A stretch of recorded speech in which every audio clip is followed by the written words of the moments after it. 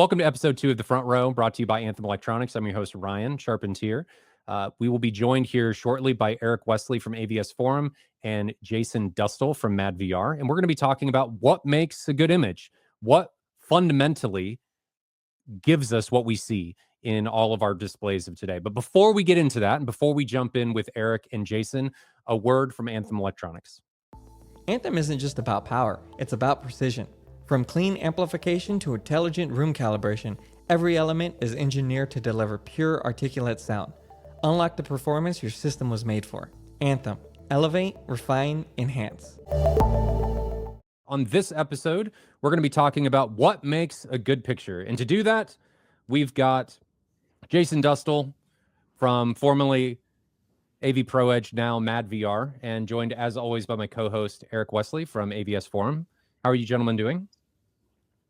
Great. Happy Friday. Fresh off InfoComm. Thanks for having me. Oh, you act like Friday makes a difference in this industry. It never changes. It really it's doesn't. just you're going into another day. It doesn't make any difference. Super Bowl Sunday when a bulb blew up back in the days. It never shuts down for us. Yeah. Eric, you been well? I've been well, yeah. Been enjoying I have the TCL QM8K and the Hisense U8QG in for review, so I've been enjoying testing both of those. That's nice. I don't like all the change.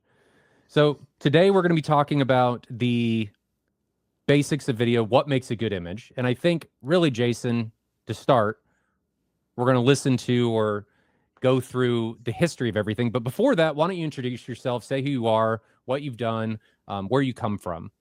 So Jason Dustal here. I grew up as a young kid turning knobs on Grandpa's stereo and Grandpa's TV. My great-grandfather, after he retired, he had a TV radio repair business back in my hometown. So I grew up with him and 2-channel audio and just really been in it my whole life. And by the time I was old enough to work, I knew this was my industry to be in. Started doing a lot of integration and eventually I found out about this calibration disc for video. And we knew that this existed for audio because the people have been doing this long enough. You notice that your levels on an audio system, you don't want the center channel way louder than the rears, for example. So you would have this test disc. You'd put it in, you play your test tones with your SPL meter, and you would set your levels, right? It was basic stuff back in the day. Well, there's also test patterns, and there's also levels to be set on your TV as well. So once we found out that you could make the picture better, that was kind of the launching point for me.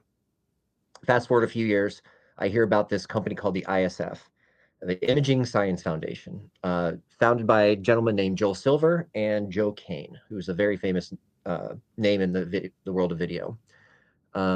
These guys were running around and teaching people the fundamentals about video and how to calibrate TVs. And as a 18 or 19-year-old kid, I thought to myself, this is really the kind of stuff I want to do. So I ended up in an ISF class at a very young age and been calibrating TVs and projectors and video systems since then. I stopped counting, but last time I checked, I was in the thousands of jobs I've done. So just been calibrating for a really long time. This is a passion of mine. I just somehow figured out how to turn it into a job. And so we're teaching ISF classes. I'm now with MadVR Labs, and which is very, very, very prominent name right now when it comes to high-end video processing and just really making the picture as good as possible. So I really thank you guys for having me, because for many, many years, I feel like we've been screaming in the wind about this kind of stuff. But because of podcasts like this and YouTube and all the stuff that's happened in the last 10 or 15 years, people are now finally aware of video at least a little bit. You know, they know that their TV has picture modes for the most part.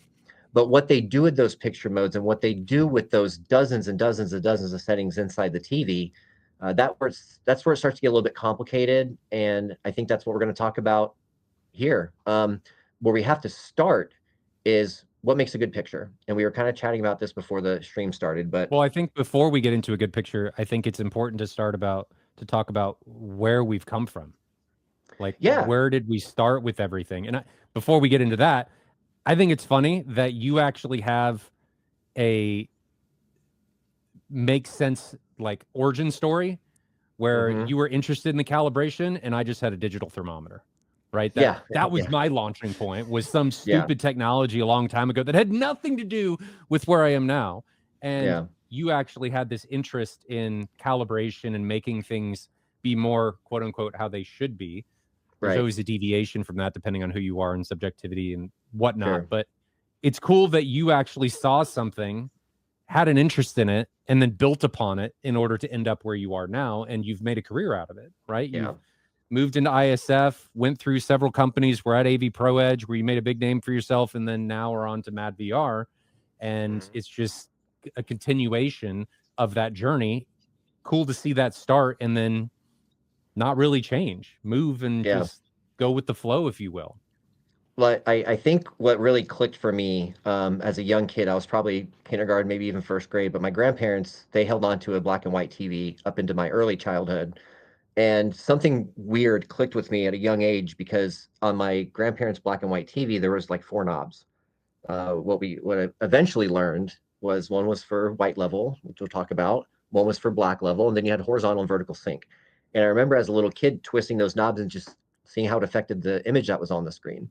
And the one thing that made it click for me, which is funny because this is the most important setting to get right on your TV or projector anyway, is, there'd be an image on the screen, it's black and white, and there'd be a guy in a shirt like this, or a guy in a suit. And you would take that little knob that turns out to be the black level, you would turn it down, and all of a sudden the details in the guy's suit would go away. And then you would kind of turn it back up a little bit, and you could start to see like this collar, for example. Well, it turns out that's the right place to set your black level. So using test patterns, but I was using real content in those days. But fast forward, and now we know the standards, we know what test patterns we're supposed to be using. And at the end of the day, we want that display to be accurate. We want it to look good for the end user. So take us through how the journey started for video, where it came from, why we've come to where we are now, and we'll interject with some things along the lines of what certain things are, because I think the industry has this understanding or thinks it has an understanding about what video is. And the same thing could be said about audio, but what video is specifically as examples, things like contrast, saturation, gamma, gamut. Yeah. And they make it seem like they know what those are, but they really don't. And I'll be completely transparent. I don't really have as much of an understanding about those things that I'd like to. I can tell you in a roundabout way how they're going to change the image, but actually knowing what they're doing to the image, right, and why they're doing that and why that's important, I have some understanding about it. But I think along with me, the industry and people on AVS and outside of AVS have almost a need to know, but I think it's important because the more we can understand things fundamentally, the better we can implement them and the better we can use them to fix issues or fix things that are put in front of us. So let's start with film to CRT, film to home. We're in the 50s, right? And this part of the industry existed for a long time. We talked about this before we jumped into actually recording. Existed for a long time, didn't change very much. But let's start there. Like, where did we start? Where did this TV come from? This black and white TV come from that your grandparents held on to? And what was it doing? And then we can compare that as things change from SD to HD and as things have evolved. So we were consuming content via radio and film, and that was really what we had in the very early days. So people would go to the theater, they would watch a silent film in those days before audio even. And without getting too crazy into it, if you think about what film is, you have a piece of film, cellulose, that was blasted with light, and on a projection system, a 35 millimeter, for example, in a theater, is we were taking that film, putting it in front of a light bulb and just shining the light through, and whatever came out is whatever came out. So in those early days of analog, we didn't really have things like what you see in a TV today, color controls, tint controls. It's just whatever the film was, however it was captured, that's how it was put back onto the screen. It's a good point. So you have light coming in the camera and light going out of the projector, and hopefully the two things match each other. Now, this is not to say that people weren't trying to control how the film was reacting with the light or how it was being captured and stuff, but you didn't have really control over changing it after it was recorded. There wasn't control because once it was shot on film, that was it. And for them to change, let's say, the color, they had to manually go into the film and touch it up. And we see a lot of this work done today when they're going back and restoring a lot of those old films. So it was all about the capture method, if you will. So, we fast forward a few years, and in the early 40s, there was a bit of an issue in the world with communications. Lots of people are on different standards, right? So when you see like a European standard, you'll see something called like PAL, P-A-L. When you see the US and North America standard, you would see like NTSC, right? So these different areas around the world were all on completely different pages when it came to transmission and broadcast and capture and all the stuff that's all standardized today.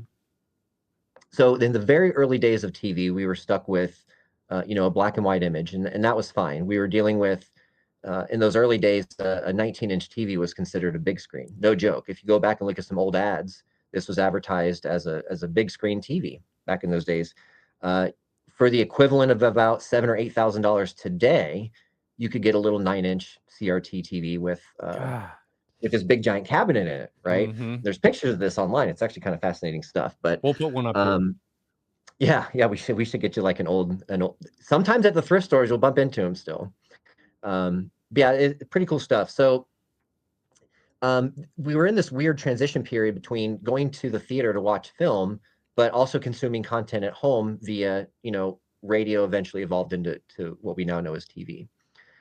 So there was a bit of not everybody was doing everything at the same time. Now we have home cinemas and TVs that can do movies no problem. But there was kind of this disconnect between going to the movies, going to the theater and watching a movie, and then watching a TV show at home. And then eventually people started to watch movies at home as well. When did that come around, Jason? That would have been 50s, 60s, definitely into the 70s, once you started having things like Betamax, VHS, Laserdisc, stuff like that. Home viewing a movie at home was finally possible and affordable to a lot of people. So in those very, very early days, the CRT, cathode ray tube, that was the type of technology that the display was. And for those of you who are old enough who might be listening to this to remember it, it was this big, giant, hunkin' chunk of glass in a big cabinet, a big chassis, weighed a ton. And CRTs were not that long ago. Hey, all my gamer friends who still play legacy games like Nintendo's, they're all wanting CRTs again. I know. Yeah, it's cool. Yeah. It's cool. Hell, if I could find one to hook my Nintendo up here too, I would. It would be fun. So the way those things made an image, this is very early mechanics and physics when it comes to display manufacturing, but the inside of the glass, you guys have seen it before. It's got this curved kind of shape to it. Eventually they were kind of flat, but coated on the inside of the glass was a phosphor, right? The phosphor would get hit by light, it would get excited, and it would light up. So you had literally an electron gun shooting out beams, hitting the phosphors and making color. So in the very early days, this was how they figured out how to do it.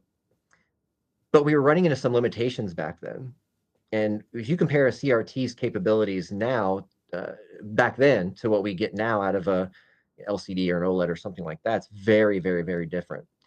So CRTs were limited in a lot of different ways, but we were stuck with the technology. And Ryan, as you pointed out before, we were on CRTs for a very, very, very long time. Oh, and CRTs had their own benefits, right? But let's talk about some of those limitations. Let's talk about some of those limitations. So one of them is the gamut, right? So the gamut, Rec 601. Before we go into that a little bit, what is a gamut? Like, why is it important? When did it come about? Why did it come about?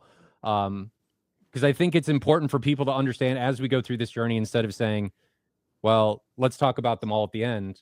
Let's provide some context as to what the limitations actually were, how we controlled things, and then how those controls have progressed, evolved, and stayed around, and why they actually came into being, right? Why were things like the gamut important? Why were contrast changes, saturation, color, tint, black, white level, color, that kind of stuff? Why were those controls even there? They were there to fix problems and overcome limitations. There were mechanical limitations to the CRT. They can only get so bright, they can only get so powerful. And there were chemical limitations to the phosphors. So the phosphors get hit by light and get excited, but they can only get so bright and they can only have so much saturated color. So we talk about color gamuts, and we'll put a slide up so you guys can see this, but we have this giant range of color that we see as human beings, 380 to 780 nanometers, somewhere right around in there, which is a very, very tiny slice of all the energy that's out there. Again, we'll put a chart up, but when you look at all the energy, there's about that much of it that we can actually see. So we're trying to work in these limitations with CRTs, and the ultimate goal was to eventually be able to reproduce color in such a way that our eyes sort of match up to it in a way. So if you have this big giant triangle that you'll see that represents visible light, the CRTs could only cover so much of that triangle. So you could think of it as like a triangle inside the triangle. And because of the phosphors and because of the electron guns and power supplies and stuff, the amount of color that can be produced by those CRTs was extremely limited. And the early color gamut that we were using was called BT or Rec 601. So anybody who grew up in the 70s, 80s, even into the 90s watching standard definition TV was looking at Rec 601 color. Sorry to interrupt, but why is it sometimes written Rec, like Rec 709, Rec 2020, and it's sometimes written BT, like BT 601, BT 709, BT 2020? Why is there not, this is the correct way? Why do they sometimes do both or either or? It's just the language. So Rec, if you read the white paper for standard definition TV, the recommended color gamut is what we know is defined as 601. Once broadcast adopted it, it became BT. So broadcast. So they're actually the same thing. The same thing. It's just written a different way. So as long as it's Rec 601, BT 601, it is the same thing. There's no difference. Right. Right. And if you look at them on this graph, they overlay on each other perfectly. It's literally the same thing. And we're talking about basically like the percentage of the visible color gamut that we can see. So 601, as much as we may have loved it in the 80s and into the 90s, was the smallest color gamut that we ever saw. So, you know, certain colors were just not very saturated, especially in this kind of green to cyan. And when you see the chart of the different shapes and different sizes of the triangles, you'll notice that we were missing a ton of green, for example. So when you would look at, you know, the leaves on a tree or a football field or something like that, they would not be as saturated as you would see in real life. And we're still not to that point, but as the triangles have gotten bigger with different formats and different technologies, we're getting there. So we were kind of stuck for about, 70, 80 years with a CRT having a physical limitation to how bright they could get and having a physical limitation for how much color they could produce and having a physical limitation to how blacks can be, which is insanely important to how our eyes work. So most movies, most TV shows that we've all seen for the past 80 to 100 years have been mastered on a broadcast monitor, which was CRT. Sony makes a very famous one that people still look for to this day. We'll put a screenshot of it. And we were just limited. There was nothing we could do, and we were stuck with that for a very long time. Now, one thing that's important to understand, because it ties back to SDR versus HDR, we have a unit of measurement, just like inches or miles. We have a unit of measurement for how bright something is. And it can be measured a bunch of different ways. We've had terminology over the years like foot lamberts, which is more of like an empirical kind of measurement. Then you have what's called nits, which is more of a universal. You might want to consider, the analogy might be that it's like a metric number. Our world of video, and it doesn't matter for TV manufacturing, broadcast, lighting for studios and stuff like that. In most cases, when we talk about video, it's referred to as in nits. So to give you some context, the CRTs, all of our movies and favorite TV shows were mastered at 100 nits because most CRTs could at least hit that. So everyone at some point agreed, let's go for 100 nits, which happened to be 34 foot lamberts. And that's what we were aiming for in the early days until HDR came around and everybody sort of converted over to nits. So we were before we limited transition, how bright. before we transition, what is a nit? Like, what we talk about it, people see it in specs. They see like lumens, they see nits, they see, sometimes they'll see foot lamberts and foot candles. I recognize that there are different ways to measure light. There are different measurements, but let's kind of take a moment to discuss what it is. And I think nits and lumens are probably some of the most common that we see in the industry. What is a nit and why is it important? And I think it is important because it provides to say, hey, everything's going to hit 100 nits. If I can measure nits accurately, we know that everything's going to be the same brightness. But what is it? So it's actually a slang term, you might call it, for something called candelas per meter squared. You'll see it sometimes as CDM, squared.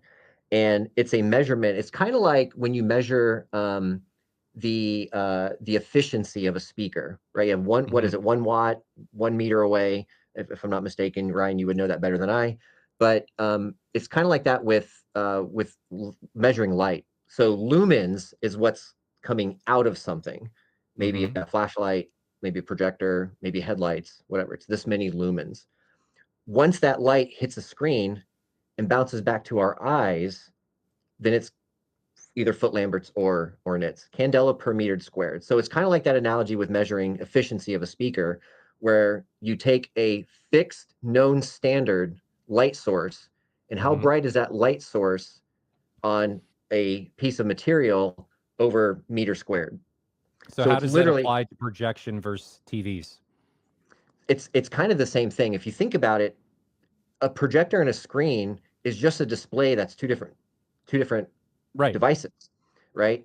So if the light off the projector bounces off the screen and then hits my eyes, I want to know how bright that is once it hits my eyes.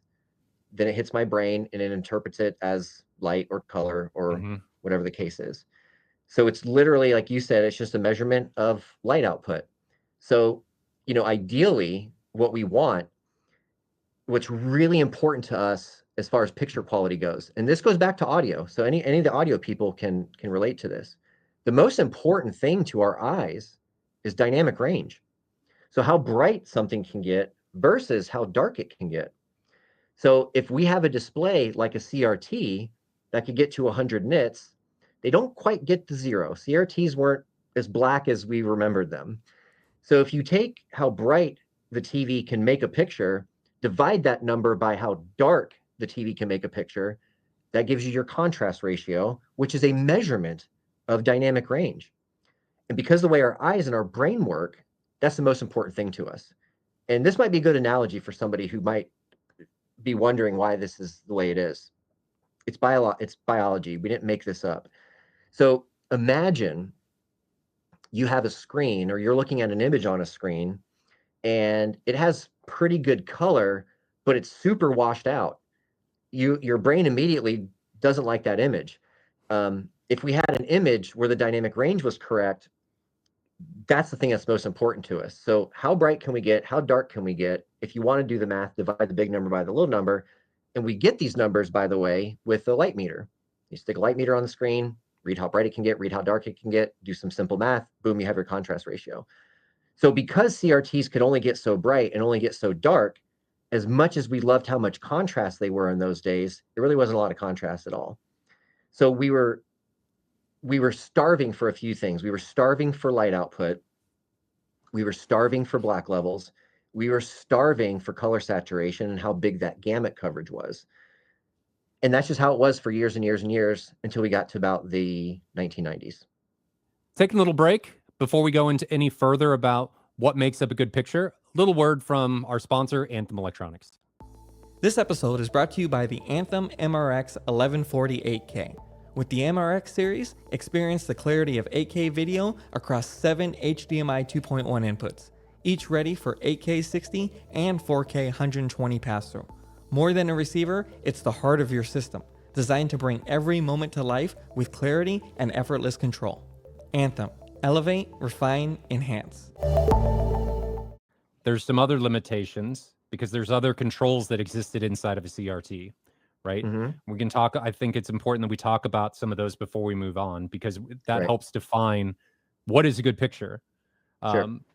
And a lot of these controls, correct me if I'm wrong, came about because of these limitations inside of displays, or they came about because of irregularities that could exist from one panel to another, and you'd have to fix them in order to dial things in correctly. So let's kind of dive through that. We made a list a little bit ago, but let's kind of start from most important to least important, in your opinion. Okay. So we'll go back to dynamic range. We'll start there. We've had in our TVs forever controls for white level and black level. Now here's where it kind of get confusing to people who are learning it for the first time, is the terminology. So your TV, the black level control is most likely called brightness. Your white level control is most likely called contrast. That's how most display manufacturers do it. Why do they do that? Do you know? It's none of it's standardized. So quick side story.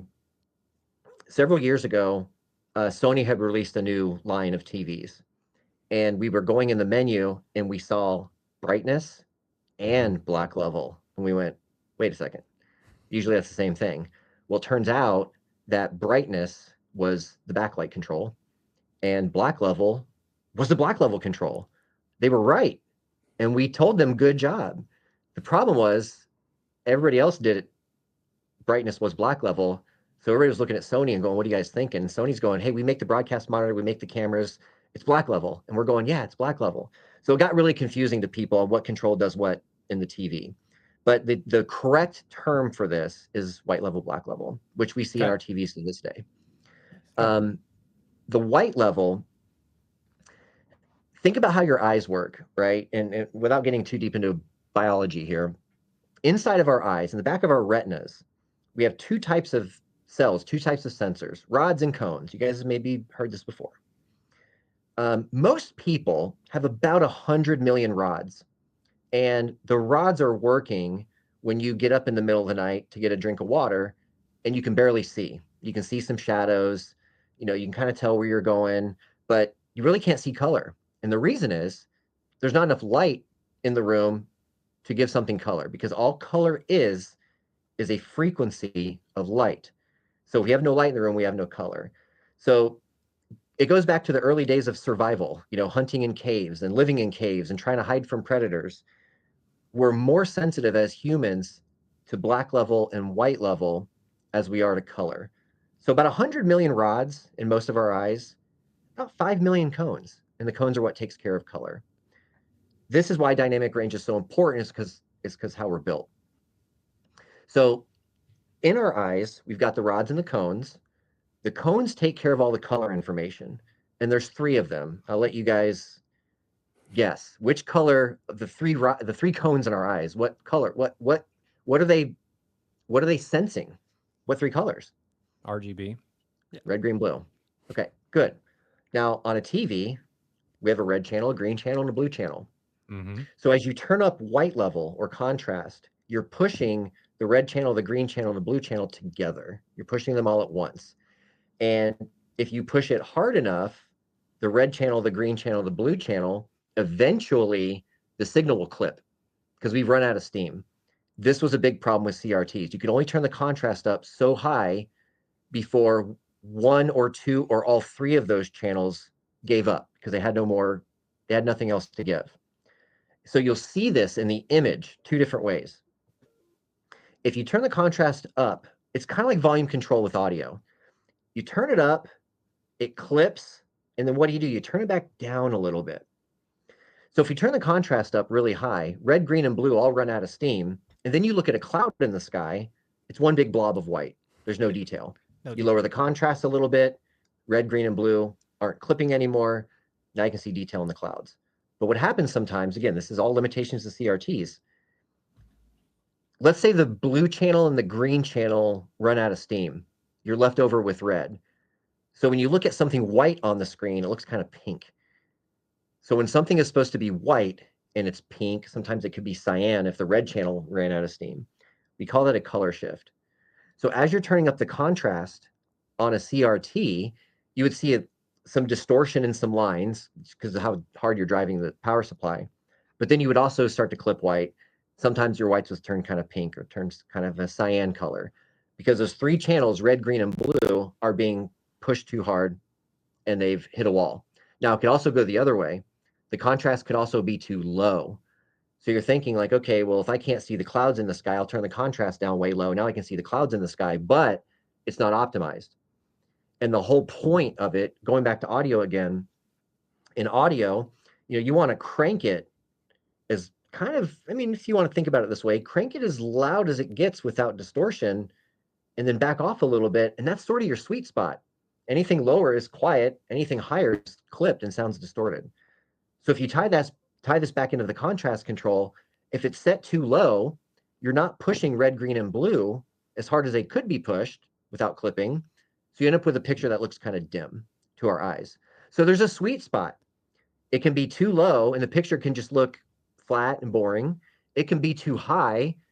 Gray and white can look kind of pink, or worst case scenario, white level's completely clipped and you can't see anything in the sky. So there's a sweet spot for the white level. How do we know where to set the white level? There are test patterns for this stuff. And the test patterns that we use, we didn't make them up. The test patterns that we use are universal across the world. The International Telecommunications Union owns all this stuff, if you will. They're the ones who have the Bible on how to transmit video from one place to another, one country to another, how to transmit it over satellite, yada, yada, yada. Everyone is on the same page.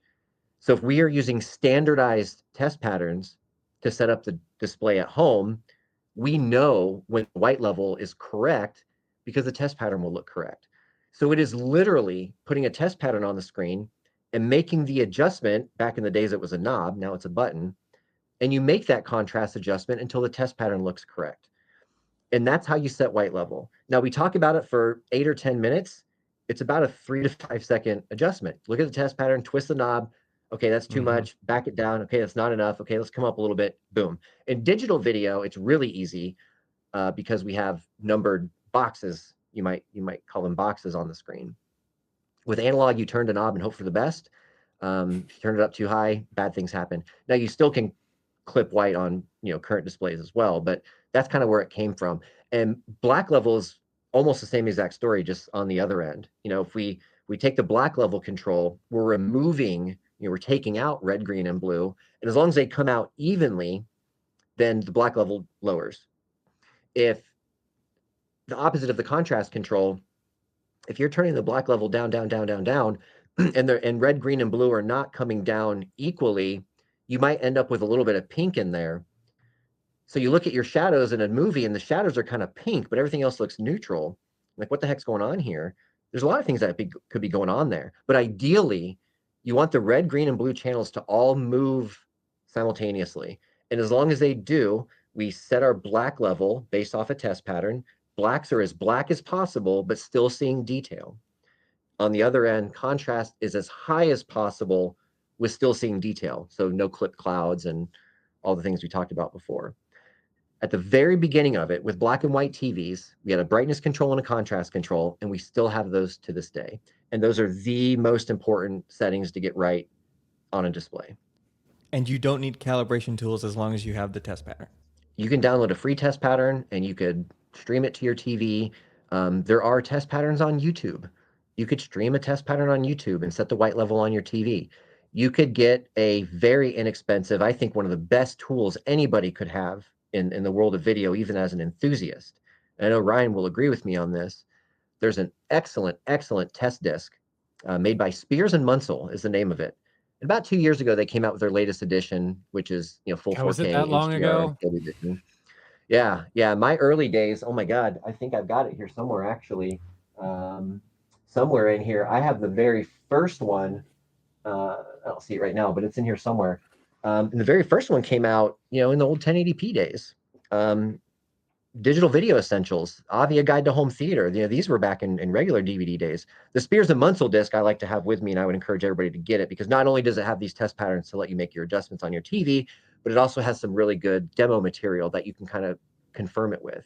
So you set your black level with the test pattern, and then go look at an image with some shadows in it. And you should be able to see your shadows if the black level is set correctly. So it's cool for an enthusiast, especially because you have like these technical test patterns with boxes and numbers and squares. And then you have the actual practical images that show you that the shadow detail is correct and the black level is correct. So download some free test patterns, no big deal. Stream test patterns off YouTube, fine. Get yourself a calibration disc. In my opinion, that's the best way to do it, but not everybody has Blu-ray players, right?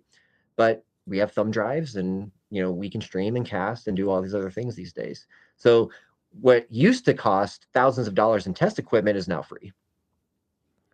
And before we jump too far ahead, Jason, do you do this for SDR and HDR, or is it just one and said and done? It's a great question.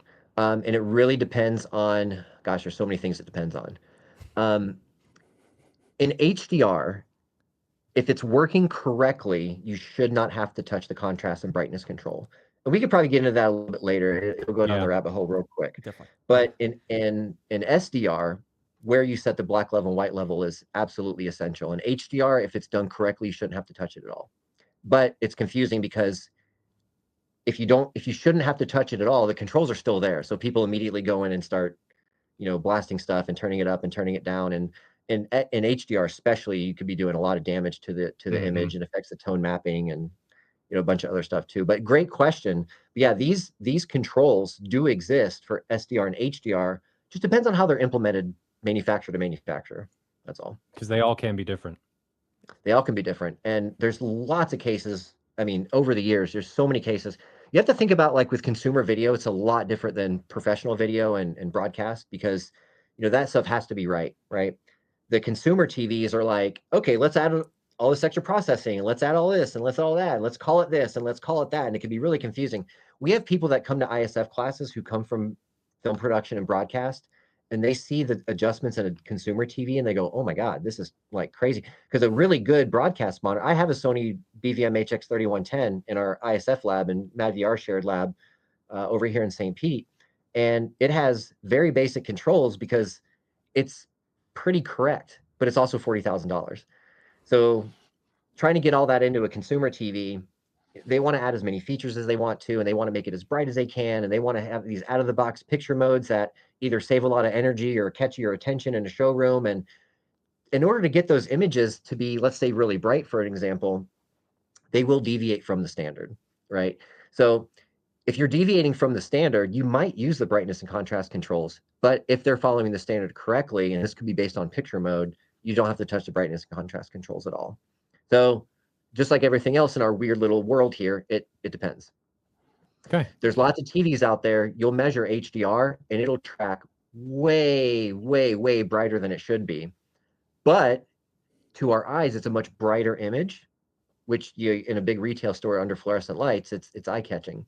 So they'll deviate from the standard on purpose, which is really weird for the broadcast folks and the production folks. But for consumer, they got to sell TVs, man. That's the whole point. If they don't sell TVs and projectors, we don't have a job. So as much as we like to kind of poke fun at the manufacturers for vivid modes and energy savings modes, they got to do it. They got to sell TVs. And then it's our job as a community to educate people on what to do. Very cool. Hopefully that answers the question. I think it does, at least for the time being, when we revisit when HDR comes back up. But there's some other settings in here, right? Right. You've got tint, you've got color, you've got saturation, you've got sharpness, to name a few. Let's go through a few of those. I don't think they're as important as your black and white levels, but they can be important. And let's talk about what they are and why they're important and what they do. Yeah. So we'll go back to film for just a second, because the camera would capture light through the film. And what it was is what it was, unless they touch it up manually, frame by frame, after the fact. And that happened all the time. Like, there's lots of movies out there, especially early movies, they went in recolored after the fact. But if you blast light through a piece of film, you're seeing on the screen what was captured on the film. So there's no way to adjust the saturation or adjust the tint control. So in the very early days of film, there were no color and tint controls at all. So you're saying they were getting director's intent in the early days, but not these days? Yeah, you can kind of say it. You were getting the film's intent, that's for sure. Yeah, exactly. And of course, the quality of the film and the film grain, and there's a very deep rabbit hole on different film types. Even it can get really nuts there. But you fast forward to consumer TVs and CRTs, and now we have to worry about color decoders and things like that in the TV.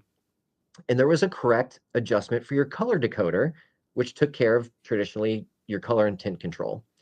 So let's talk about what those controls do. If I were to take a red Santa Claus outfit for Christmas, and I was Santa Claus this year, and my suit was new, it was clean, I hadn't washed it yet, it was a nice, deep, saturated red. Well, for next year, I got to wash it.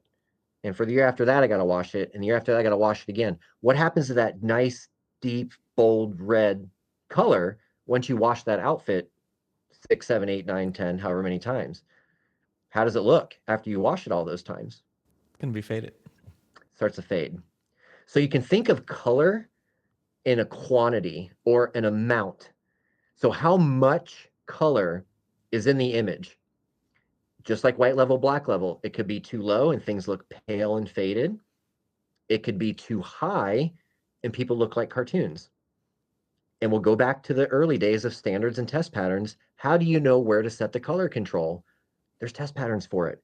And the most famous one that we've all seen, doesn't matter what age you are, I think, the SMPTE color bars. And we'll put a picture of them up on the screen here. Funny enough, I just got a new wallet that's color bars, and everyone's making fun of me for being a nerd. I think it's cool. So in the early days of color TV especially, they had to set the color decoder, and they would do that with the SMPTE bars. Now, when I was a kid, and I think I caught the tail end of this, and maybe you, Ryan, too, because you're a little bit younger than me, but when the broadcast would end at midnight, you would get color bars on the screen, and you would hear 1 kilohertz test tone. Yep. And we still do that to this day. So when they're in the studio and they're looking at the SMPTE color bars, they're looking for something very specific in those color bars. And then you at home, if you knew how to use those color bars, you could adjust your color and your tint control at home as well, if you knew how to use them. Actually, that test pattern, you could actually pull out black levels and a few other things too. But traditionally, the SMPTE test color bar pattern was used to set your color and tint.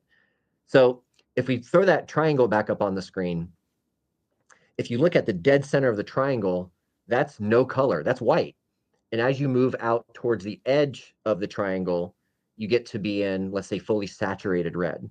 So when you go from fully saturated red to white, you're losing color saturation. When you go from white all the way out to the edge, you're adding color saturation. Again, you could add too much and people look like lobsters, or you could have not enough color and people look pale. And if you turn the color down enough, it might even turn black and white. So the saturation control gives us a bright might be not be the right word, but a very saturated, bold, and we'll just use red as an example again. Yeah, bright's not the right one, but correctly colored or saturated. Right. Now, how bright the color is still important, and it gets really important with HDR, and we'll talk about that later. But so the color control, the saturation control, was either dead center white with no color, or all the way out to the edge, all the color. So color saturation in and out from the middle. The tint control was a little bit different. And if you guys have ever twisted those knobs before just to see what would happen, some manufacturers will have this in the adjustment, in the slider. It'll say G on one end and R on the other. Do you guys know what the G and the R were? Green and red. Green and red. Right. So if I put up a test pattern, let's just say it's an image with some people on it. I'll take the tint control, crank it towards green, everybody turns green.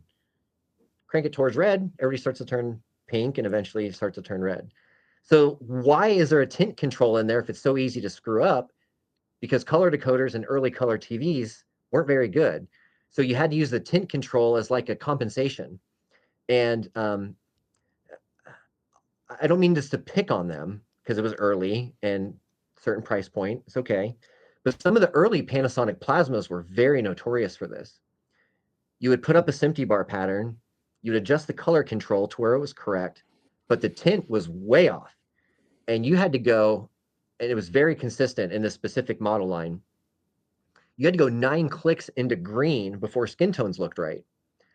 That tells us right away that the color decoder inside the TV was either not right from the factory or it just kind of sucked. Well, so the calibrator Before we move on, tell the viewers how you can have like your saturation correct, but the tint can be off. What does that look like? Great question. Because you would think that, oh, if the saturation's right, when my brain immediately goes to color, I'm like, oh, well, everybody's properly colored. So what does that look like if you're looking at the SMPTE bars if you get one of them right, but the other one's still off? The easiest one to look at for the tint control on the SMPTE color bar pattern is the yellow bar. Yellow should look neutral. Now, if you twist the tint control, and think of it like if color saturation goes from the middle to the out, the tint control goes around the triangle. So if I take yellow and it looks neutral yellow, school buses will look right.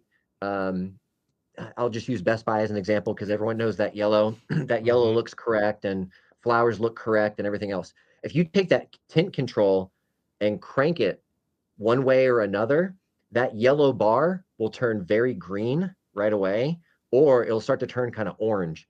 And that throws off everything. So when you're looking at the SMPTE bar pattern, if you watch the yellow bar specifically and crank the tint control either way, the yellow bar will physically change color. Now, when you're changing these, are you moving them together? Like, are you having to adjust both kind of at the same time back and forth? Or are you correcting one and then correcting another? It's most likely you'll get the saturation correct and then adjust the color of the color with the tint control. So the tint control spins around the triangle. The color control goes in the middle towards the outer edges. And if you think about it in 3 dimensions, because color is in 3 dimensions, you also have how bright that color is. But that's kind of another conversation for right now. But so if we get the black level right, we get the white level correct, and then we get the color correct and the tint correct, we're in a pretty good starting point. And from there, there's only a few other adjustments that are super, super important out of the box. One of them being the sharpness control. And this is always a confusing thing for people. If anybody's ever done any like photo editing, have you guys ever used like Lightroom? Yep. Yeah. You could take a photo. Let's just say you're at the beach and you take a photo, your kid's playing in the sand. If you go into Photoshop or Lightroom or whatever, and you add edge enhancement to the photo, the little grains of sand start to look distorted. And you're like, well, why would I overly enhance the edges of something that already is very fine detailed? Because it ends up adding distortion. Think of a picture of a brick wall, anything with a lot of texture in it. I was watching Planet Earth last night and there was an alligator, very detailed with the scales and everything. You turn up the sharpness control on a TV, it adds the edge enhancement, just like Lightroom will do to your photo. So the image comes into the TV, and then someone goes and cranks up the sharpness control. We're now adding something into the image that was never supposed to be there in the first place. And it's really obvious in stuff that's heavily textured, and it's also really obvious with text on the screen. So if you look at like an S in ESPN, the edges look kind of jagged. You lower the sharpness control, the edges look a lot softer and a lot smoother. So it's trippy to people that you have to turn the sharpness down to get a sharper picture. If the sharpness goes up, it starts to look distorted. When it's distorted, it's not as clear. So turning the sharpness up actually hurts the picture more than anything. So we've got to have the right adjustment for the sharpness. Now, the good news is this, even on consumer TVs, for the most part, this is not a blanket statement, but it is a for the most part statement. Turn the sharpness to 0 on most consumer displays. That means the TV is not adding anything into the picture at all. Okay, so sharpness at 0 is normal and is common. Don't freak out if you go to like a picture mode in your TV and the sharpness is at 0. That's okay. The only time the sharpness control really seems to help, very large display, very low resolution content. It might just be way too soft. Laugh at me if you will. I'm a huge fan of the Golden Girls. Watching the Golden Girls on a 77-inch OLED from 8 feet away, it's not as sharp as it could be. So in some cases, it's okay to add a little bit in there, but for your really high quality content, you should not add anything into the picture, especially sharpness. So the sharpness control, how do we know how that's set? Guess what? Repeat story, there's a test pattern for it. Throw up the test pattern, take your sharpness control, ramp it up and down until the test pattern looks the way it's supposed to look. Stop there. But in consumer TVs, most likely it'll be 0. Another story that's funny about sharpness. Test pattern? Oh, sorry, Jason. What are you looking for in that test pattern when you throw it? Depends on which test pattern. But if we download the free one, it's one of the ISF test patterns. We'll show it on the screen. It's called an ISF geometry pattern. And in that pattern, you'll see very fine lines that go across left to right, top to bottom. And each one of those lines, it's a gray background. The test pattern's a gray background with black font or black text or black lines on top of the gray background. So when you're adjusting the sharpness up, you'll see this white kind of halo around the black lines, and you know the sharpness is too high. And you turn the sharpness up really high. Now you have two black lines. They both have halos around them. Now the halos are bleeding into each other. Now the picture looks really distorted. So it's really funny if you take a geometry pattern with a lot of fine lines in it and crank up the sharpness, it looks really bad really fast.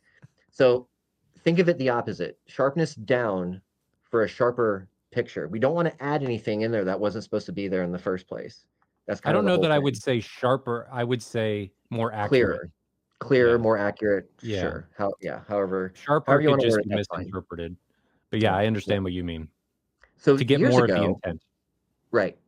Years ago, ISF and Panasonic have had a great relationship over the years.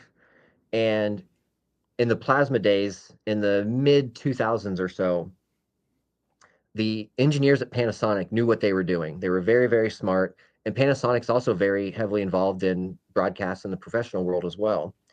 And we're talking to the engineers in those days, and we're like, guys, just get rid of the sharpness control. It shouldn't be there in the first place. Kind of like a keystone control on a projector. It really shouldn't be there, but it is sometimes. They go, yeah, it's a good idea. We don't need it. It's not on the broadcast monitors. It's not on any of the other mastering monitors. We don't need a sharpness control. So they're going to take out the sharpness control. Someone in marketing somehow got wind of this and went, no, you guys are not taking away a control out of the menu that a customer might freak out if they see that it's missing. Okay, well, the model actually comes out. They start shipping. We get one in the lab, turn up the sharpness control, doesn't do anything. Turn down the sharpness control, doesn't do anything. It was there, but they disabled it. So it was kind of a workaround to make the marketing people happy. And so people weren't freaking out when they bought a brand new Panasonic Plasma and the sharpness control was gone. It was still there, but it didn't do anything. It was a clever little way of sort of cheating, you might want to call it. But yeah, you throw up that test pattern, you take the sharpness to 100, down to 0, anywhere in between, test pattern never changed. So it's kind of a placebo effect, but they knew what they were doing. It worked out really well. It's crazy. So, yep. So, and that really brings us to the, those are the 5 or so main settings in a TV. Obviously, we can go down the rabbit hole and get super complicated, but as far as being able to look at a test pattern and with your eyes make that adjustment, that gives you so much of a better experience out of the box rather than just turning it on. Whatever mode it's in is what it's in. Whatever the adjustments are is what they are. What's really nice about TVs these days too is you guys have probably all seen this and read about this and probably experienced this by now, but you could go as far as making 2 or 3 adjustments on the TV or the projector and making a big difference. One of them would be turn off energy savings. It chokes the daylights out of the light output of the display. We've measured as much as a 75% drop in light output by putting the TV in energy savings mode. No joke. Like, we have this data. We're not exaggerating. Now, why do they do that? Because they want that yellow Energy Star sticker that says on the side of the TV in the showroom that the TV costs $7 a year to run. How do they get away with that? They ship it in a dark, dingy mode. They have an ambient light sensor, usually of some type, turned on the TV. So when the room got bright, the TV would get brighter. When the room got dark, the TV would get a little bit darker. So it's adjusting on the fly, which is super annoying. So if you go into a brand new TV out of the box, you turn that stuff off and you switch over to a better picture mode than energy savings or vivid, a lot of this stuff is not done for you. But as an example, the sharpness control might already be turned down to 0 or a very low setting. Stuff like motion interpolation will most likely already be turned off. Lots of other things too, but just by turning off energy savings and putting the display in a better picture mode, you're like leaps and bounds ahead of somebody who's starting from scratch and not knowing this stuff. So get a TV, turn off energy savings junk, do whatever you want with motion. Some people love it, some people hate it. That's fine. Put it in a better picture mode. Look at 5 or so test patterns that you can get for free. And I would say you're about 80% of the way there, because after that, that's when you start needing light meters and software, and it gets really crazy. So white level, contrast, black level, brightness. Be careful of those terms. You'll see both. Color saturation, we talked about. The tint control, if the color decoder in the TV is correct, you won't even touch it. It'll stay at 0. Mm-hmm. Sharpness control, most likely you're going to have that at 0 if you're a purist. Then you have the overall light output of the TV, OLED light, laser and a projector, or lamp power if it's an older projector, and you make the display as bright as it needs to be for the room that it's in. And that can be overdone too. You could go way too bright and sear your eyes out in a dark room, or you could go way too dark. You can't see. You're homesick from work one day and you're trying to watch a episode of Game of Thrones and the TV's too dark. You can't see anything. So let's talk about calibration for that, because I know there's a test pattern for it. Right. That's one of those things that's up in the air about changing and standards and what people want. But I think that's more around HDR. Let's talk about not brightness, but light output. And because you mentioned earlier that the gamut is actually 3-dimensional. So you've got horizontal, vertical, and you've got depth, which is, I'll call it luminance of something. You nailed it. You need the light in order to create color. So let's talk about that, because I think that's important. And this is something that doesn't get a lot of talk. And I've actually gotten some questions about this on AVS and through Ascend on how bright should something be? What do I calibrate to? And I think there's some information out there, but I don't know how readily available it is. So let's talk about that a little bit. In consumer, it's all about the room lighting and all about the comfort of the user. Now, I'm probably going to get a little bit of hate for saying that, because in a dark environment at a studio, if it's SDR at least, it's 100 nits. That's how the movie was mastered. It's 100 nits, end of conversation, no arguments. Okay, fine. That is on a 32-inch reference monitor, 18 inches away in a completely black room with a bias light behind the reference monitor. That's not how people watch at home, right?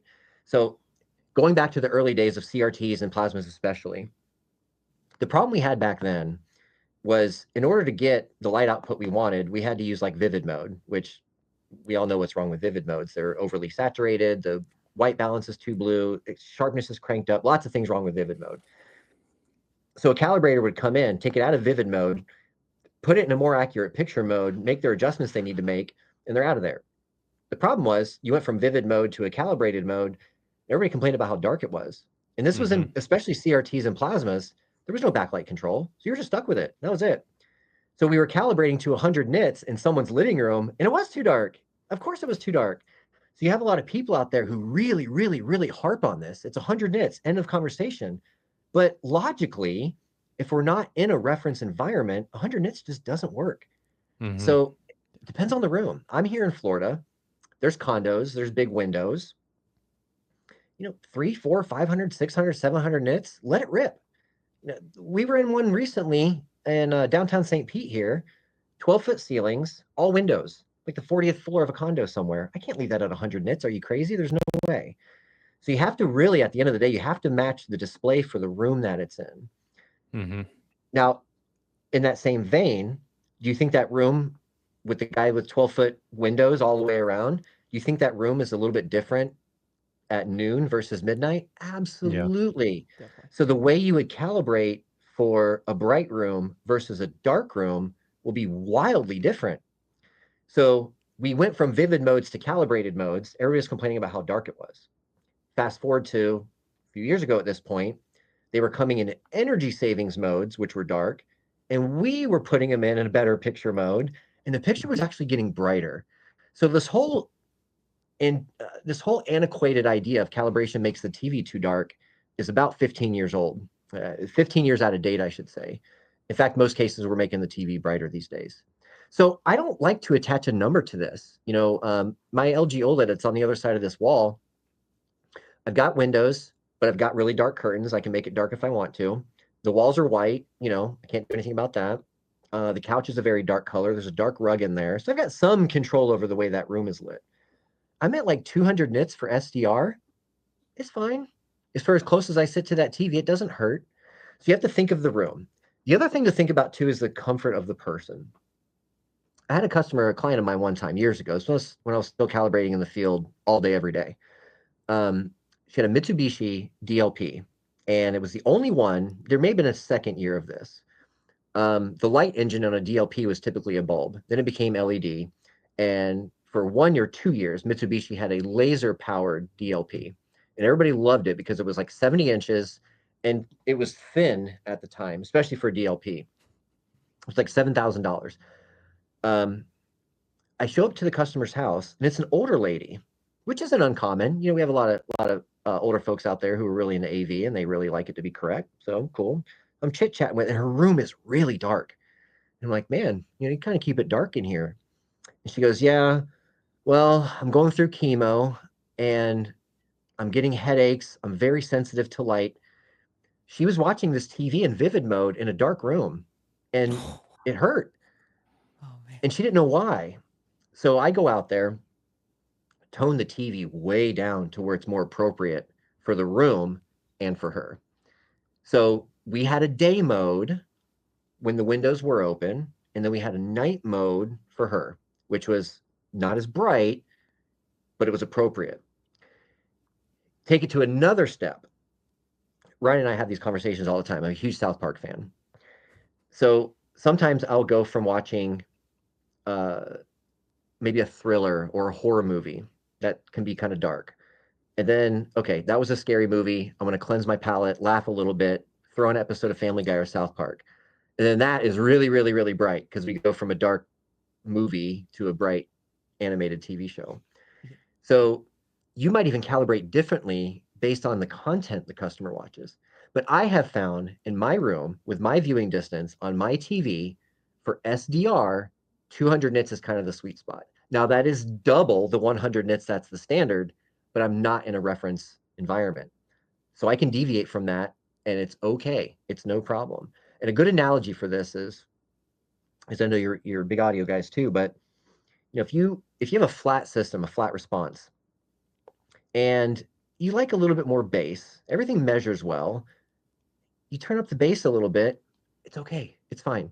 So if you have to deviate from the measurement to fit the room better or to fit the client better, then do it. It's okay. So in my system in particular, based on my comfort for my eye, based on how far away I sit, based on the type of content I watch, based on my room lighting, I'm about 200 nits for SDR. And that seems to be kind of a sweet spot for me. At 100 nits, it's just not bright enough. And to be honest, it's kind of boring. Anything more than that, it just gets to be too much. Now, the good news is on that TV in particular, and this is quite common actually. If I turn, it's an OLED. So the way I control how bright that TV is, there's a control in there called OLED light. Crank it up, picture gets brighter. Crank it down, picture gets darker. The idea is it's kind of like a dimmer switch on your wall for your lights up in your ceiling. Turn it up to get brighter, turn it down to get darker. The light should not change color. It just should get darker or brighter. That's kind of the idea. And in most cases, if you turn the brightness, or in this case, OLED light, up and down, you're just changing how bright the picture is. Now remember, when he says brightness, he's not talking about white level, not the black level, right? Like we're talking about actual how when you traditionally think about brightness, like if I walk outside and it's bright out, that's when we're saying the word brightness. That's what we're talking about. Different context. Exactly. Thank you. And now if I were to take my TV and SDR and crank it up all the way, it's like 500 nits, and that's just incredibly too bright. But weak, big windows, something like that. I'm watching the Super Bowl during the day with friends over. Yeah, you might let it rip. That's okay. But it has to be, the things that have to be considered are comfort level, room lighting, kind of content you're watching. So that's OLED, right? There's a control called OLED light. You literally turn it up and down.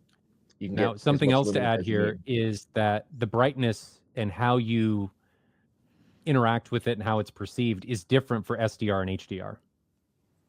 So if you have a certain brightness, nits level, or however we want to define it, for SDR, it may be way brighter than what we're going to have in an HDR piece. So I think it's important to relay and understand that they're not the same.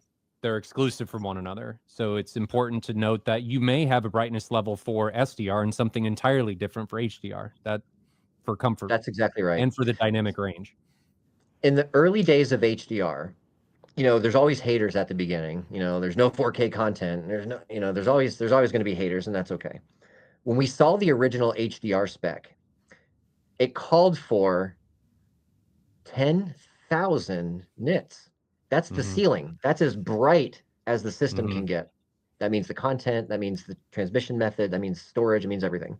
Stacy Spears has a mastering level for 10,000 nits. It's out there. Yeah, on that Spears and Munsell disc, absolutely. Yep. If you want to see how your display handles a 10,000 nit clip, and it's really funny when you put it on a display that doesn't handle it very well. The one that I think is the most famous, and I think Ryan, you'll agree with me. There's a really image of like these brown horses in the snow, and at 10,000 nits, the horses are there, but nothing else. Because the TV can't resolve that much. And they change colors. Yeah, that's right. They go from like a nice saturated brown to like some kind of weird orange color. You're exactly right. But you're right though. So at 10,000 nits in those early days of HDR, people were like, "Are you guys crazy? You're going to blind people." And what they didn't realize at the time was that we're very far away from 10,000 nits even right now. But it wasn't 10,000 nits all the time. It wasn't like you were watching hockey and it was 10,000 nits. 10,000 nits, that would be a little crazy. The beauty behind being able to make an image that bright is not the overall brightness of the image, it's the highlights in the image. So a great example would be like a firework, or a very famous scene that we always look at for HDR is a scene from Mad Max. There's a guy with a guitar player and there's flames shooting out. The whole image isn't 10,000 nits or 4,000 nits or whatever, but that flame shooting out of the guitar sure is. So you have a lot more contrast with HDR. And part of that, getting more contrast, is being able to make certain highlights. We call them specular highlights. Those highlights can be really, really, really bright for like an explosion. Or I was watching something recently and there was a reflection off of like a chrome bumper on some classic car or something. And it got really bright for like a few frames. But if you think about real life, you go outside and, oh, there's a cool car. Oh, there's the flash from the chrome bumper, and then it goes away. It's only supposed to be there for a split second. Another good example, car down a dark alley, hits the brakes. Brake lights light up really, really, really bright. The rest of the scene stays really dark. That's HDR. It works more how our eyes work. So you're exactly right, Ryan. The way you adjust a TV for HDR versus SDR is very, very, very, very different. But that's the reason why. So we have stuff that can be potentially mastered up to 10,000 nits. It's not reality today. The next step down is 4,000 nits, which is kind of common-ish, but where most movies and nature documentaries and planet Earth type stuff, where most of that stuff's being mastered today, is 1,000 nits, which is cool. That's fine for almost everything. But when you see, if you were to look at SDR versus HDR, you won't look at SDR anymore. Like you look at HDR and you're like, I want everything to look like that. It's got brighter highlights, it's got more color, it's got more this, it's got more that. So, and we're going to talk about the difference between SDR and HDR here in a little bit, probably in the next video segment, because I think we're running out of time on this one. But I kind of derailed us there. We were going to talk about how do we know when things are too bright or not bright enough, and how do we adjust that? Yep. So there's really two answers to this. There's the technical answer, and then there's the human being answer. The technical answer is I take a light meter. We can show a picture of one on the screen. I've got one over here I could grab if you'd like. But you take a light meter and you put up a test pattern of just pure white. It's just a white screen. And you take the measurement with your light meter, and the light meter will tell you in nits how bright that is. Okay. So the reason I know my system is at 200 nits is because I measured it. Now, if you don't have a light meter and you don't have test patterns, you don't have this and that, you don't have the technical stuff, that's okay. Find an image. Maybe it's a movie, maybe it's a TV show, maybe it's a nature documentary. Find a scene that's really bright anyway. Maybe it's noon at the beach. It's a really bright image. Turn it up until it's too bright and feels uncomfortable, and then turn it down a little bit. I know that sounds overly simple, but that's literally the best way to do it without test equipment, without being able to way to measure it. Just look at it, see what you're comfortable with. In fact, when for a calibrator or somebody adjusting their TV, if they're going to do multiple modes, like I talked about with that lady who's going through chemo, one of the biggest differences between her day mode and her night mode, one of the biggest differences was the light output. And in that Mitsubishi DLP in those days, it was a laser setting, like what we see on a lot of projectors now. But that was one of the biggest differences between the two modes was the light output. I don't remember how bright it was. Level? What's that? Is there an objective level that it should be set to if you're following an objective path? If you're following the standards, you're in a pitch black room at 100 nits, but it's not reality. It's just not. You got to remember, we're not dealing with reference environments here. We're dealing with people's living rooms and bedrooms, and best case scenario, somebody's in a light controlled room with a projector or a video wall or a really big flat panel at this point. But now, am I correct in just saying kind of that depends. the new recommended practice that's coming is 300 nits for level 4? Yeah. So we've been looking at less than 100 nits in the theater, and it's only because the screen is so big. So in a theater with that big of a screen, you're not necessarily looking at like 100 nits, right? But now, because we have the technology to do more, the new spec, as you just called out correctly, the new spec for light output is 300 nits. So now we have a lot more headroom to work with. So if the movie's mastered at 300 nits and you're in a reference environment in your home because you have a dark room and you did everything, to the standard, you might want to say, then you would calibrate that to 300 nits, and now you're matching the light output that you'd see if you had gone to the commercial cinema. Now, can you go brighter than that? Sure. Depends on the power of the projector and how big the screen is and the screen gain and all these other things. And you can certainly go darker than that too. But we've been measuring systems. Ryan, correct me if I'm wrong, but there in your basement, I think we were 600, 700, 800, 900 nits or so on your projector, on your screen. It could. Yeah, but that's not what we calibrated. Well, we turned it down. Yeah. I think the capabilities of that right now it's just under 700 is what it can do on a 165-inch screen. I mean, it's a Christie Griffin on a Harmony G3, so it's a negative gain screen. So if we gave it a neutral gain screen, it could be 30% brighter. Yeah. But we calibrated it black down. levels will suffer. Yes. Yeah. Yeah. So we calibrated it down. When you left, your measurement said 314 nits. Oh, that's right. That's right. We were right about that 300 mark. Yeah. So if you were to go to a the organization, by the way, that kind of documents or owns this stuff or standardizes this stuff, they're called DCI, the Digital Cinema Initiative. Those are the folks. It's a group of people that said, okay, we're going to standardize how bright a system is and how bright content is. And then everybody sort of adopts it after that. So there are governing bodies that kind of come up with these rules, and then hopefully everybody follows them. But if you're part of the ITU and you're following the rules correctly, if I do a 300 nit movie in India and I do that same movie here, it should be 300 nits still, right? So that's kind of this universal standard. Me being this bright does not necessarily mean that I am adhering to what that content was mastered at. I'm just taking a subjective deviation because most of the content I'm watching was mastered at, 100 nits, right? If it's SDR. So I am taking a deviation because I don't watch SDR at 100 nits. I'm closer to 200 nits, right? And it is stupid bright. Yeah, but I've gotten to the point of I like bright, right? I've realized that I'm like a moth to a flame. I want my retinas to be seared, and I just enjoy that. So there's nothing wrong with that. At the end of the day, it's important for people to realize that there is an objective way to do this, and I do promote the objective way to do this, but there is nothing wrong in subjectively deviating to what makes you enjoy the content subjectively. There's nothing wrong with that. Just like turning your subwoofer up a little bit more than what you should because you just like it, and that's okay. I mean, if you get a bunch of people who work in Hollywood, their conversation around this topic is very different than ours, right? Because they don't have home theaters to worry about. They have mastering monitors to worry about, and they have screening rooms to worry about. And in the screening rooms, they're dealing with their clients who are filmmakers. So it has to be 100 nits or 300 nits or whatever. But in our environment, guys, like, we're here to have fun. We're here to make the client happy. If that means the picture's a little bit brighter, that's okay. If that means the rear speakers and the subwoofer are up a little bit more than they should be, that's okay too. I know, Ryan, when we calibrated yours, one of the first things we did after the calibration is you went and you turned the color saturation up a little bit. And we kind of joked about it, and I kind of gave you a little elbow, but to prove the point, you said exactly what you were supposed to say. I just like it like that. I just like it like that. I can turn it down to make it objectively accurate, but I like the color. And guess what? It looked awesome, and it was a lot of fun. And Pacific Rim looked really good.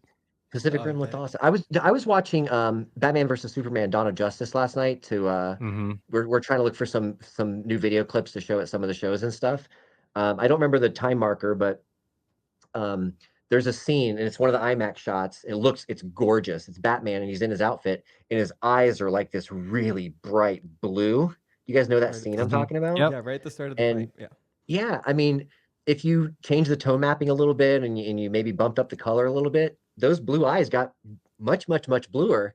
And then when you went back to what is supposed to be exactly perfect, it was kind of boring looking, right? But again, if you're a purist, that's okay. If you like to bump up the color a little bit, that's okay too. But the point is, look at something that you know. I've never seen that movie. I don't know what those blue eyes are supposed to be, but I know what the skin tones are supposed to look like because we're all human beings. So if you like this really bright blue effect out of Batman's eyes, go look at some skin tones. You may have had it a little bit too high and the people start to look a little sunburned. Maybe back off a couple clicks. That's okay. You have some movies that are natively very pale looking. You have movies that are very colorful as well. So we go back to this conversation about like how important it is for the person who's watching it, for like one of the questions when you're building a system for somebody is, what do you like to watch? The way you set the display up for sports versus a movie could be completely different. And that's usually the case anyway. So it's okay to have fun. There's no video adjustment police that are going to come knocking down your door. Have fun with it. But as long as you understand what the standards are and what controls in your TV or your display affects those things, as long as you know what you're doing and you know why you're doing what you're doing, that's okay. It's like overclocking a PC. You know what could come with that, but you still do it anyway. It's fine. Right. No one's gonna come beating down your door. It's okay. So I think this is a good place to stop for this video. We've been going for a while, and the next video, so Jason is going to be with us for at least one more, and we'll see what pathways and roads we take down that one. The next one's going to be talking about actually the content types, things like SDR, HDR, HLG, and why those are important, because we really talked through the entire video here about controls, how to utilize them and what they're actually doing. And I think those are very important to understand in order to get into how do we make a correct image and why moving into something like from SDR to HDR and then for broadcast television into something like HLG, why those are important. And having the fundamentals to understand that journey is a good place to start. So Jason, thank you very much for taking your time Thanks, guys. Yeah, out of your day to come here and knock this out. Eric, as always, thanks for doing this. Thanks for editing these. You did a phenomenal job on the first video. Thank you. And as always, guys, if you have anything to add, any questions that you want to ask Jason specifically, leave them in the comments down below or in the AVS thread, because Eric will post an AVS thread for this episode as it comes up. And the next time we will see Jason will be about the different content types, SDR, HDR, HLG. Anything to close before we close this one up? My best advice I can give anybody who's an enthusiast or really into this stuff, you have to have a known reference. I've heard this plenty of times over the years, and I've in a very polite way called people out on this, but I was reading a review. I don't even remember the magazine anymore or the website it was. This was years ago, but it was a Sharp TV with the yellow subpixel. If you guys were around back then, we remember those, I'm sure. And he did a review on the TV, and he came up with all these different calibration settings, right? A lot of the reviewers will post their settings, which is a terrible mistake, but that's another conversation. And I very politely asked him, how did you come up with these settings? What test patterns did you use or whatever? And he said, I adjusted it until I thought it looked good. And I'm like, okay, but how do you know what you're looking for in the image if you didn't have a test pattern, you didn't have some kind of reference? So have a reference. It could be some technical test patterns. Download them for free on the Meridia website. It could be it could be a combination of test patterns and reference images, just like on the Spears and Munsell disc. But you have to have something so you have an idea of what you're doing and how you're affecting the picture. So just have the proper tools. You'll be okay. If you have some questions, as Ryan said, drop them in the comments and we'll take them as they come. Now, if I could recommend one thing for people who are very interested and fascinated by this topic like I am and like you guys are, the transition from analog film to digital has a fascinating backstory. And if you want to learn about this, I would recommend streaming this or buying the disc if you're in the physical media still. Keanu Reeves did this documentary years ago called Side by Side. You can see a lot of famous directors and cinematographers and production folks on there talking about the times, back in the day when they were transitioning from analog to digital. It's just a really fascinating story, and hearing from these directors and how they were shooting on digital versus film and vice versa back in the day. Really, really cool. So if you're interested in that, I would check out that. It's called Side by Side. It was done by Keanu Reeves. I didn't know that was a thing. Thank you. I'm gonna probably Dude, watch it this I weekend. watch this like twice a year. Like, it's so good. It's not on Kaleidoscope. I can say that. I just tried to look for it. Oh, you looked already? Yeah, yeah. I I've did. got a when I was calibrating like all the time for my really high-end clients who I talked to and got along with. You don't always meet the client. Usually it's like the manager or something. But every once in a while I'd meet a client who is really into it, and everybody that's seen this so far said it was really good. So I would check it out. It's really cool. Okay. Well, thanks for the recommendation. If you guys have any interest in learning more, check that out. And another thing that I think we should point, and I'm going to put this into the description down below, is a glossary. I think a website or a company provides an appendix or glossary of a lot of AV terms that people can use for looking up definitions and what they actually are. Yeah, if you go to the Muridio website, MURIDEO, there's a resources link at the top. And in that resources link, you'll see another link that says AV Glossary. That glossary also has all of our wonderful acronyms in our world. So if you're wondering what HDR stands for, what the definition is, I would hit the Muridio website, check the resources, look at the AV Glossary, and pretty much everything that you'll need to know in this world of video that we're talking about, it'll be there. Yeah, and we'll put it in the description just so it's easier to locate the link so you can take it directly there. Before we wrap up and talk about what's coming in episode 3, a quick word from our sponsor, Anthem Electronics. Anthem delivers precision-engineered sound, blending cutting-edge technology with an unwavering commitment to excellence. Experience clarity, power, and sophistication that define the pinnacle of audio performance. Visit your local Anthem dealer or learn more at anthemav.com. Anthem. Elevate, refine, enhance. All right. Well, thanks, Jason. Eric, anything from you? Yeah, thank you, guys. No, thanks again, Jason. This was very informative. And anyone who has any questions or comments, drop them in the AVS thread or on YouTube, and we'll ask on the next episode. So we'll see you then. All right. Well, thanks, guys. Thanks for watching or listening to episode 2 from the front row, brought to you by Anthem Electronics. We will see you guys in episode 3. Have a great rest of your week. And we will see you guys in the next episode. See you later.